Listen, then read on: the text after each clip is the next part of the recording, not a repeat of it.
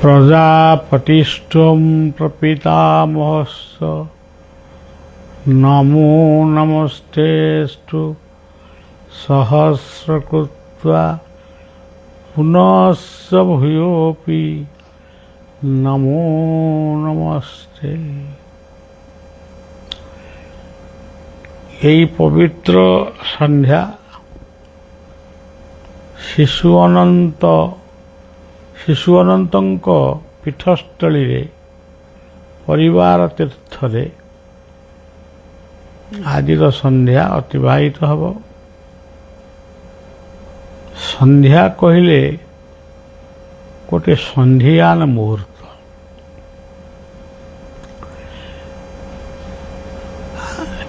ସନାତନୀ ହିନ୍ଦୁମାନେ ତିନୋଟି ସନ୍ଧ୍ୟା ଉପରେ ଗୁରୁତ୍ୱ ଆରୋପ କରନ୍ତି। ଗୋଟିଏ ସନ୍ଧ୍ୟା ହେଲା ରାତି ଯାଉଛି ପ୍ରଭାତ ଆସୁଛି, ଇଏ ଗୋଟିଏ ସନ୍ଧ୍ୟା। ବ୍ରାହ୍ମ ମୁହୂର୍ତ୍ତ ରାତି 4ଟାରୁ 6ଟା ଭିତରେ ଆମେ ଯଦି ଈଶ୍ୱରଙ୍କର ବା ଆମ ଗୁରୁ ପ୍ରଦତ୍ତ ନାମ ଯଦି ସ୍ମରଣ କରିବା ତାହେଲେ ତାହା ହିଁ ହେବ ଭଗବାନଙ୍କ ଉଦ୍ଦେଶ୍ୟରେ ପ୍ରକୃତରେ ପ୍ରାର୍ଥନା। ସେଇଭଳି ଭାବରେ ପୁଣି ଗୋଟିଏ ସନ୍ଧ୍ୟା ଆସେ ଠିକ୍ ଗୋଟାଏ ବେଳେ, ଯେତେବେଳେ ପୂର୍ବାହ୍ନ ଯାଉଛି ଅପରାହ୍ନ ଆସୁଛି, ସେଇ ଯେଉଁ ସନ୍ଧ୍ୟାନ ମୁହୂର୍ତ୍ତ, ସେଇ ସନ୍ଧ୍ୟାନ ମୁହୂର୍ତ୍ତରେ ଅଳ୍ପ ଡାକୁ ବେଶୀ ଡାକୁ ସେଟା ବଡ଼ କଥା ନୁହେଁ। ମନେ କରାଯାଉ ଥରେ ବି ଡାକିବ, ଯେଉଁ ଥରକ ଡାକିବ ସିଏ ଯଦି ଗୋଟେ ଶ୍ରଦ୍ଧାପୂର୍ଣ୍ଣ ଭାବପୂର୍ଣ୍ଣ ହେଇଥାଏ ତାହେଲେ ସେ କଥାକୁ ସେ ନିଶ୍ଚୟ ଗ୍ରହଣ କରନ୍ତି। ଆଉ ଗୋଟିଏ ସନ୍ଧ୍ୟା ଆସେ, ସେ ସନ୍ଧ୍ୟାଟି ହେଉଛି ଅପରାହ୍ନ ଯାଉଛି ରାତ୍ରି ଆସୁଛି। ଏଇ ଯେଉଁ ସନ୍ଧ୍ୟା, ଇଏ ସନ୍ଧ୍ୟାକୁ ହାତ ଛଡ଼ା କରିବା ବା ଖାମଖିଆଲି କରିବା ଏଇଟା ଆଦୌ ସମୀଚୀନ ନୁହେଁ। ତୁମେ ବଜାରରେ ଥାଅ, ହାଟ ବଜାରରେ ଥାଅ, ଗାଡ଼ି ମଟରରେ ଥାଅ, ସଭା ସମିତିରେ ଥାଅ, ଯେଉଁଠି ଥାଅ, ଆମର ସ୍ୱଭାବ ହେଉଛି ଆମେ ଯେଉଁଠି ଥାଉ ସେଇଠି ମରିଯାଉ। ଧରନ୍ତୁ ଗୋଟାଏ ସଭା ସମିତି ହେଉଛି, ସଭା ସମିତିର ଆଭିମୁଖ୍ୟ କ'ଣ ଥାଇପାରେ, କିନ୍ତୁ ଆମେ ସେ ସଭାରେ ବସିଲା ବେଳେ ଆମେ ଆଉ କାହାରି କଥା ମନେ ପକାଉ। ତେଣୁ କାହା କଥା ମନେ ପକାଅ ନ ପକାଅ, ଇଷ୍ଟଙ୍କ ଉଦ୍ଦେଶ୍ୟରେ ଗୋଟିଏ ଧାଡ଼ି ମନ୍ତ୍ର ହେଲେ ବି ତାକୁ ସ୍ମରଣ କରିବା ହେଉଛି ତ୍ରିସନ୍ଧ୍ୟା। ତେଣୁ ପ୍ରଭାତ, ମଧ୍ୟାହ୍ନ ଏବଂ ସନ୍ଧ୍ୟା, ଏଇ ତିନୋଟି ସନ୍ଧ୍ୟା ପରେ ଆଉ ଯୋଡ଼ିଏ ସନ୍ଧ୍ୟାକୁ ମଧ୍ୟ ଗୁରୁତ୍ୱ ଦିଆଯାଇଛି। ତାକୁ ତ୍ରିସନ୍ଧ୍ୟା ନ କହି ତାକୁ ଖାଲି ସନ୍ଧ୍ୟା ବୋଲି କହିଲେ ହେବ। ସେ ସମୟଟି ହେଉଛି ଯେତେବେଳେ ଶଯ୍ୟା ତ୍ୟାଗ କଲ, ବିଛଣାରୁ ଉଠିଲ, ନିଦ ଭାଙ୍ଗିଲ, ସେଇ ବିଛଣା ଉପରେ ବସି ଗୋଟିଏ ମିନିଟ୍ ନ ହଉ, ଯଦି ଗୋଟିଏ ମିନିଟ୍ ହେଲା ତ ବହୁତ ଭଲ, ଆହୁରି ଅଧିକ ହେଲେ ଆହୁରି ଭଲ। ଯଦି ଆମେ ଅଧ ମିନିଟିଏ ବି ଆମେ ଇଷ୍ଟଙ୍କୁ, ଗୁରୁଙ୍କୁ ଏବଂ ହୃଦୟ ଚକ୍ରକୁ, ଏ ତିନୋଟି ସ୍ଥାନକୁ ଆମେ ଯଦି ଚିନ୍ତନ କରିବା ବା ଗୁରୁ ମନ୍ତ୍ର ପଠନ କରିବା, ଇଏ ହବ ଆଉ ଗୋଟେ ମହାନ ସନ୍ଧ୍ୟା। ସେଇଭଳି ଶୋଇଲୁ, ସକାଳୁ ଉଠିଲୁ, ବିଛଣାରେ ବସି ଶଯ୍ୟା ତ୍ୟାଗ କରିବା ପୂର୍ବରୁ ବିଛଣାରେ ବସି ସେଇ 1 ମିନିଟ୍ ହଉ କି ଅଧ ମିନିଟ୍ ହଉ ଯଦି ଆମେ ଇଷ୍ଟଙ୍କୁ, ଗୁରୁଙ୍କୁ ଆଉ ହୃଦୟ ଚକ୍ରକୁ ଟିକେ ଧ୍ୟାନ କଲୁ, ଆମର ଯାହା ମାଗିବା କଥା ଆମେ ମାଗିବୁ। ଆଜି ଦିନରେ ବହୁତ କାମ ଅଛି, ମୋତେ ସେଥିପାଇଁ ଆପଣ ସାହାଯ୍ୟ କରନ୍ତୁ କହିଲେ କି ଦୋଷ ନାହିଁ। ଏଇଟା କାମନା ନୁହେଁ, ଏଇଟା ହେଉଛି କର୍ତ୍ତବ୍ୟ। ଅନେକ ସମୟରେ ଆମେ ସବୁ କଥାକୁ କାମନା ବୋଲି ଭାବି ନେଉ, ମାନେ ନିଷ୍କାମ ବୋଲି ଆମେ କହୁନା, ଆମ କାମନା। କାମନା ଯଦି ନ କରିବ ତାହେଲେ ମଣିଷ ବଞ୍ଚିବ କେମିତି? ଆପଣ ଦେଖନ୍ତୁ, ଗାଈଟିଏ ଜନ୍ମ ହେଲା, ବାଛୁରୀଟିଏ ଜନ୍ମ କଲା, ସେ ଜନ୍ମ ହେବାର 5 ମିନିଟ୍ ପରେ ସେ ମାତୃସ୍ତନରୁ କ୍ଷୀର ପିଇବା ପାଇଁ ଉଦ୍ୟତ ହେଲା। ଯଦି ସେ କାମନା ସେ କରିବ ନାହିଁ, ସେ କାମନା ସେ ସୃଷ୍ଟି କରିନି, ତାକୁ ମାନେ ଭଗବତ ସତ୍ତା ହିଁ ତାକୁ ସୃଷ୍ଟି କରିଛି। କାଉ, କୋଇଲି, ଯାହା ବି ଆପଣ ଯେଉଁ ନାଁଟାକୁ ବି ଆପଣ କହିବେ, ସମସ୍ତଙ୍କର ପ୍ରଥମ କାମନା ହେଉଛି ଖାଦ୍ୟ।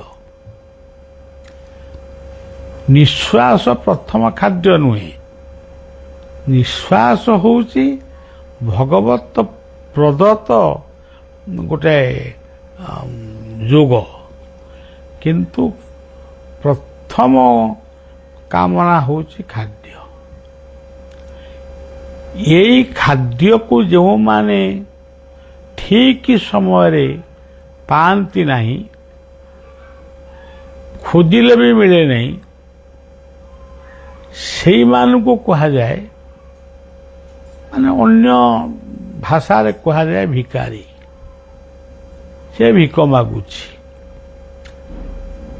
ଯଦି ଆମେ ଖାଇବା, ଯଦି ଆମର ପ୍ରଥମ ଧର୍ମ, ସେ ଯେଉଁ ଯାହା ବି ଖାଇବ, ଯଦି ସେଇଟାକୁ ଯଦି ଆମେ କହିବା ନାହିଁ ଏଇଟା କାମନା ହେଇଯିବ, ଆମେ ଆଉ ଖାଇବୁନି, ନ ଖାଇଲେ ମରିବା। ରନ୍ତିଦେବ ନାମକ ଜଣେ ରାଜା ଥିଲେ, ଭାଗବତର କଥା। ସିଏ କେବଳ ଦାନ କରୁଥିଲେ, ଲୋକଙ୍କୁ ଖାଇବାକୁ ଦେଉଥିଲେ। ତାଙ୍କ ଘରୁ ସବୁ ଜିନିଷ ସରିଗଲା, ଭିକାରୀମାନଙ୍କର ଆସିବା ବି ବନ୍ଦ ହେଇଗଲା। ଦିନେ ରନ୍ତିଦେବ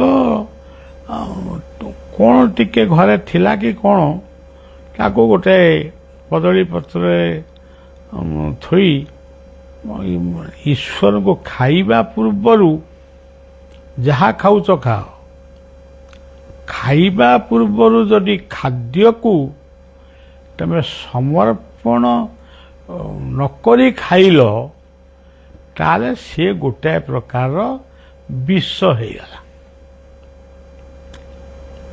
ତୁମେ ଗୋଟିଏ ପ୍ରକାରର ଆଉ ଜଣଙ୍କଠୁ ଛଡ଼େଇକିରି ଖାଇଲ।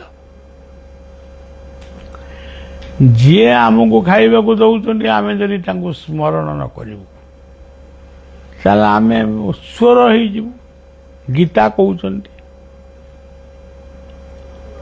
ତେଣୁ ଭୋଜନ ପୂର୍ବରୁ इष्टचिंतन नित्यान्त जरूरी। आमे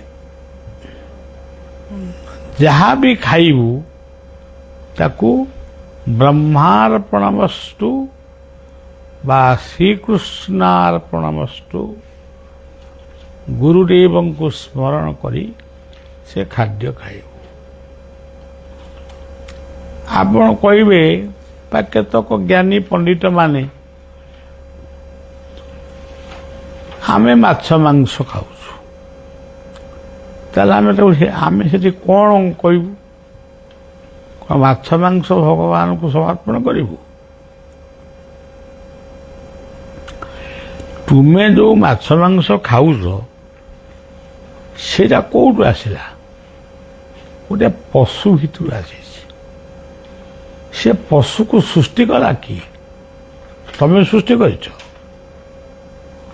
एमितिया गोटे पशुर ना तमें बताओ जो पशु को तमें सृष्टि करिछ। से पशु भितर मांस रक्त हाड़ किए सृष्टि करिछि तमें किछि सृष्टि करिछ तमें किछि सृष्टि करला तुमे केवल मारिछ जीभ लालसारे बा खाद्य लालसारे तुम्हें गोटे जीव को हत्या करिछ यही गोटाक हूँ दोष। तेरे सी पुणी उद्धार केମିତି हम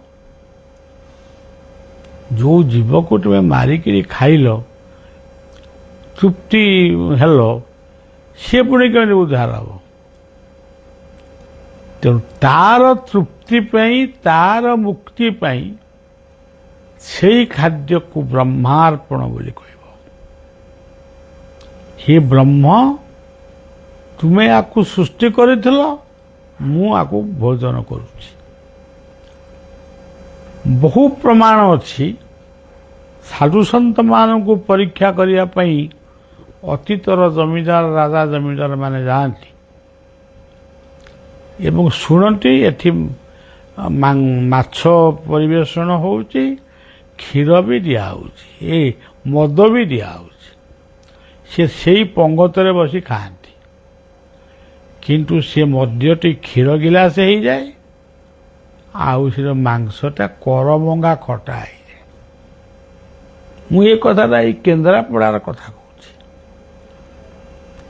तेणु एभली भक्त एभली साधु सन्त माने मध्य आज अच्छे ना मुझे खोजिनी किंतु जो मैंने देखी आम शुणीचु संसार मुर्दार पड़ी सी मुर्दार को काटिक खाऊँ कि से मुर्दार खाद्यटा को जी हाथ पतौची आमको टिके दिंतु से हाथ को टिके दौरान हाथ को देला बेले से गोटे मांस हाथ में धरला बेलू सी गोटे सजना पत्र शाग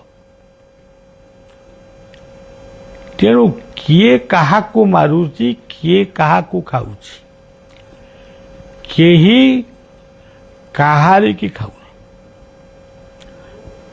जंगल रे एमिति सुसज्जित जीवन रही ये ताकू खाइबो से ताकू खाइबो से ताकू खाइबो साप मूषा खाइबो जेमती सेमती बिलेई आउ कौन खाइबो कुकुर आउ कौन खाइबो बाघ मनीष खाइबो कि मृग खाइबो।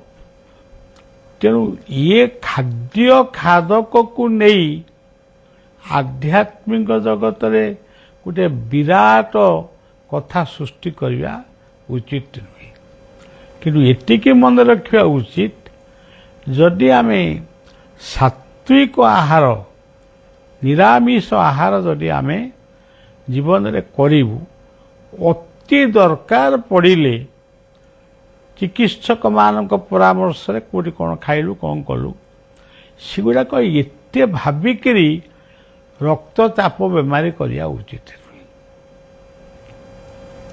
सबुरी प्रसाद तांकरी प्रसाद तांको परसादे तुटे मायानंद।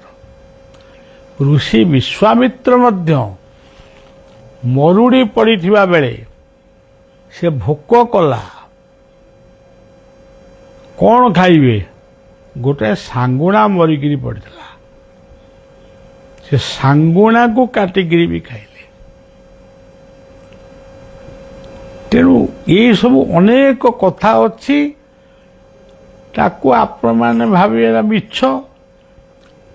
ଆପଣମାନେ ମିଛ ଭାବିଲେ ଆମେ ଆଉ କ'ଣ କରିବୁ? ଆମେ ଯାହା ଶିଖିଛୁ କହୁଛୁ ଆଉ।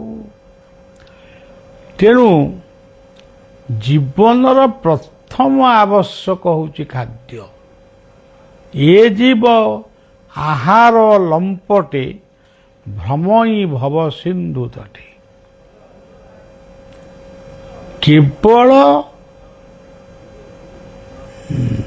କେବଳ ଆହାର ଏଣୁ ମୁଁ ଲୋକେ ଭୟ, କେବଳ ମାତ୍ର ମୋ ଆହାର ଏଣୁ ମୁଁ ଲୋକେ ଭୟଙ୍କର। କୁମ୍ଭକର୍ଣ୍ଣ ଏତେ କଥା ଖାଉଥିଲା, ସେ ପୁଣି ଏତେ କଥା ଖାଉଥିଲା, ସେ 6 ମାସ ବସିକିରି ଖାଉଥିଲା, ସେଗୁଡ଼ାକ ନୁହଁ, ସେ 6 ଦିନ ଖାଉ। ଏତେ କଥା ଖାଉଥିଲା, ସେ ପୁଣି ଭଗବାନ ରାମଚନ୍ଦ୍ରଙ୍କ ଶରାଘାତରେ ଦୁନିଆରୁ ବିଦାୟ ନେଲା। ରାବଣକୁ ମଧ୍ୟ ଜ୍ଞାନ ଶିଖେଇଲା। ତେଣୁ ଇଏ ଖାଦ୍ୟ ପେୟକୁ ନେଇକିରି ଆପଣମାନେ ଆଜି ଏ କଥା ଶୁଣୁଛନ୍ତି, ମୋ କଥା ଟିକେ ଟିକେ ଖରାପ ଲାଗୁଥିବ। ଆପଣମାନେ ବିଶ୍ୱ ଇତିହାସ ପଢ଼ନ୍ତୁ। ବିଶ୍ୱରେ ଭାରତ ବ୍ୟତୀତ, ଭାରତ ବା ସନାତନୀ ହିନ୍ଦୁ ମାନଙ୍କ ବ୍ୟତୀତ କେଉଁ ଦେଶର ମଣିଷ ନିରାମିଷ? ସେ ନିରାମିଷ ଖାଆନ୍ତିନି, ସେ ଜାଣିନାହାନ୍ତି ନିରାମିଷ କ'ଣ। ସିଏ ସବୁ ଆମିଷ ଖାଆନ୍ତି, କିନ୍ତୁ ସେମାନଙ୍କର ବୁଦ୍ଧି ଜ୍ଞାନ କିଛି ତ ମାନେ କମ ଥିଲା ଭଳିଆ ଲାଗୁନି। ଘୋଡ଼ା କ'ଣ ମାଂସ ଖାଏ? ହାତୀ କ'ଣ ମାଂସ ଖାଏ? ଭାଲୁ ବରଂ ମଣିଷକୁ ଚାଟି ପକାଏ। ମାଙ୍କଡ଼ କ'ଣ ମଣିଷକୁ ଖାଏ? କୁକୁର କ'ଣ ମଣିଷକୁ ଖାଏ? ସେ ମଲା ମଣିଷକୁ ଖାଏ ନା ଆଉ। ତାହେଲେ ଏମାନେ ସାତ୍ଵିକ, ଏମାନଙ୍କ ଭିତରେ ବୁଦ୍ଧି ନାହିଁ। ବିଲୁଆକୁ ଚତୁର ବୋଲି କୁହାଯାଉଛି, ବିଲେଇକି ଲୋଭୀ ବୋଲି କୁହାଯାଉଛି, କୁକୁରକୁ ନିମକ ସତା ବୋଲି କୁହାଯାଉଛି। କାହିଁ କୁହାଯାଉଛି? ଗାଈ ତ ସବୁଠାରୁ ଶ୍ରେଷ୍ଠ, ଛେଳି ବି ସବୁଠାରୁ ଶ୍ରେଷ୍ଠ। ଛେଳି ହେଉଛି ସବୁଠାରୁ ସ୍ନେହିକ ପ୍ରାଣୀ। ତାହେଲେ ଏଇଗୁଡ଼ାକ ଖାଲି ଆଲୋଚନା କରିକି ଘଣ୍ଟା ଘଣ୍ଟା ସମୟ ଦେବା। ମୁଁ ବର୍ତ୍ତମାନ ଘଣ୍ଟାଏ ଖଣ୍ଡେ ଆହୁରି କହିବି, ମୁଁ ଗୋଟେ ପ୍ରବଚନ ଦେବି, ତାହେଲେ ଆଉ ଘଣ୍ଟାଏ ଖଣ୍ଡେ କହିବି। ଏଇ କଥାରେ ଆମକୁ ମିଳିବ କ'ଣ? ଯିଏ ଯାହା ଖାଉଛ ଖାଅ, କିନ୍ତୁ ଖାଦ୍ୟଟାକୁ ଚିନ୍ତା କର। ମୁଁ କ'ଣ ଖାଇଲେ ମୋ ଦେହ ଭଲ ରହିବ, ସୁସ୍ଥ ରହିବ, ସେ ଜିନିଷଟାକୁ ଚିନ୍ତା କର। ସେଇଟା କିଛି ଭୁଲ ନୁହେଁ। ଇଏ ହେଉଛି ଗୋଟେ କଥା। ତେଣୁ ଆମକୁ ତାହେଲେ କ'ଣ ପ୍ରଥମ ଆବଶ୍ୟକ ହେଉଛି ଖାଦ୍ୟ, ଦ୍ୱିତୀୟ ଆବଶ୍ୟକ ହେଉଛି ବସ୍ତ୍ର, ତୃତୀୟ ଆବଶ୍ୟକ ହେଉଛି ବ୍ୟବହାର, ପାଠ। ଏହାକୁ ଯଦି ଆମେ ଜାଣିଲୁ, ପାଠକୁ ଜାଣିଲୁ, ବ୍ୟବହାରକୁ ଜାଣିଲୁ, ଖାଦ୍ୟକୁ ଜାଣିଲୁ, ପାନୀୟକୁ ଜାଣିଲୁ, ସେଇଥିରେ ଖେଳ ଅଛି ବୁଲା, ତାହେଲେ ଆମେ ଗୋଟେ ଭଲ ମଣିଷ ହେଇଯିବା। ତାହେଲେ କ'ଣ ଏଇ ଭାରତବର୍ଷର ସନାତନୀ ହିନ୍ଦୁମାନେ କେବଳ ବୈକୁଣ୍ଠକୁ ଯିବେ? ଆଉ ସବୁ ଯେଉଁମାନେ ଆମେରିକାନ ମାନେ, ପାକିସ୍ତାନ ମାନେ, ଯେଉଁମାନେ ଗୋମାଂସ ଖାଉଛନ୍ତି ଗାଈକି କାଟିକିରି, ସେ କୁଆଡ଼କୁ ଯିବେ? ଆମେ କହିବା ନର୍କକୁ ଯିବେ। ସେମାନେ ଧରି ଠେଙ୍ଗା ବାଡ଼ି ଧରି ବନ୍ଧୁକ ଧରିକି ଆସିକି ଆମକୁ ଦେଖେଇବେ, ତମେ କ'ଣ ଯିବ ବୈକୁଣ୍ଠକୁ, ଆମେ କ'ଣ ଯିବୁ ନର୍କକୁ? ଆମେ ପୁରା ଆଲ୍ଲାଙ୍କ ପାଖକୁ ଯିବୁ।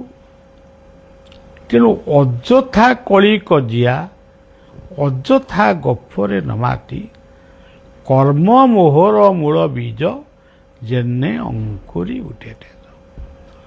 କର୍ମ ଉପରେ ଜୀବନକୁ ଗୁରୁତ୍ୱ ଦିଅ। ମୁଁ କ'ଣ କରୁଛି ତା ଠିକ କିମ୍ବା ଭୁଲ, ସେଇଟା ହେଉଛି କଥା। ଆଉ ଗୋଟେ ରୋଗୀ ଘରେ ପଡ଼ିଥିବ, ସେ ଟିକେ କହୁଥିବ ମୁଁ ଟିକେ ରସଗୋଲା ଖାଇବି, କିନ୍ତୁ ସେ ରସଗୋଲା ଖାଇବାକୁ କହିଲେ କ'ଣ ହେବ? ତାକୁ ରସଗୋଲା ଦେବା ପାଇଁ ପଇସା ନାହିଁ, କିନ୍ତୁ ବାହାରେ ଯାଇକି ଚିକେନ ମଟନ ଖାଇବାକୁ ପଇସା ଅଛି। ତେଣୁ ଆହାରେ ଭଲ ମନ୍ଦ ନାହିଁ, ଯାହା ପାଇବ ଅକସ୍ମାତେ ଆନନ୍ଦେ ସମର୍ପିବ ଗୋଟେ। ତେଣୁ ଆନନ୍ଦ ହେଉଛି ଜୀବନର ସର୍ବଶ୍ରେଷ୍ଠ ଲକ୍ଷ୍ୟ, ଧନ ନୁହେଁ। ଗାଡ଼ି ମଟର ଫଟର ଏଇ ଆଶ୍ରମରେ କିଛି ନଥିଲା। ଏଇ ଆଶ୍ରମରେ ଏଇ ଯୋଉ ସେବକଟି କହୁଛି, ଇଏ କୋଉଠି ଥିଲା? ଗୋଟେ ତ୍ରିପାଲ ଘରେ ମୁଁ ପ୍ରଥମେ ରହୁଥିଲି। ବାପା ତାକୁ ପୁଣି ତିଆରି କରିଦେଲେ।